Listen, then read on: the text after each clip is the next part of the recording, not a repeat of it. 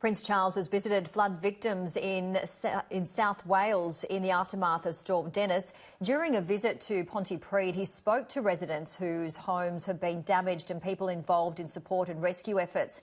The Prince also spoke to business owners impacted by the disaster. UK Prime Minister Boris Johnson is facing mounting criticism from flood victims who want more government support.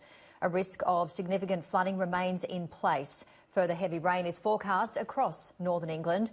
Sally Lockwood has more from West Yorkshire.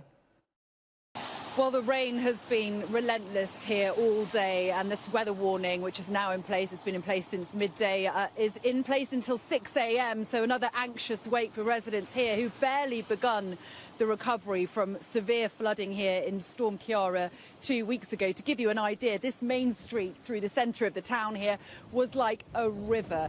The pub that we filmed in slightly earlier, the water was coming over the bar. Now that pub has been flooded 3 times in the last 7 years.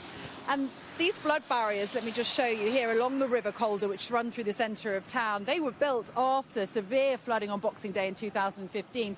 £33 million have been put into flood barriers in this town alone, yet it did nothing to protect the town 2 weeks ago. And of course, the army turned up to shore up businesses and homes during Storm Dennis last weekend. Of course, this is now the 3rd consecutive weekend that this town, this area of Yorkshire, faces another flood threat. Let me just introduce you to cafe owner Lisa. Thanks very much indeed for speaking to us. Now, you're on slightly higher ground, aren't you?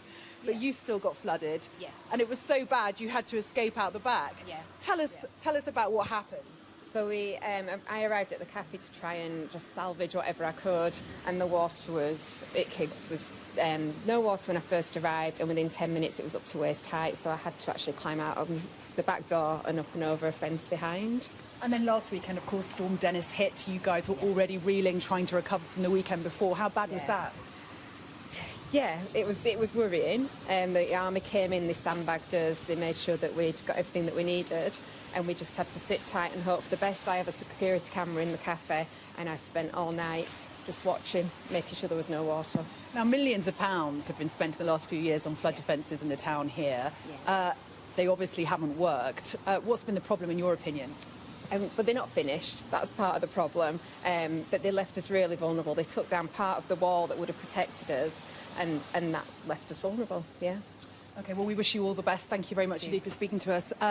And they feel vulnerable again, Emma. This is the 3rd weekend, as I say, that they face another flood threat. That yellow weather warning, which stretches from Sheffield to North Yorkshire and beyond, is in place until 6 a.m. So it's another anxious wait for people here who are still trying to recover from devastating flooding.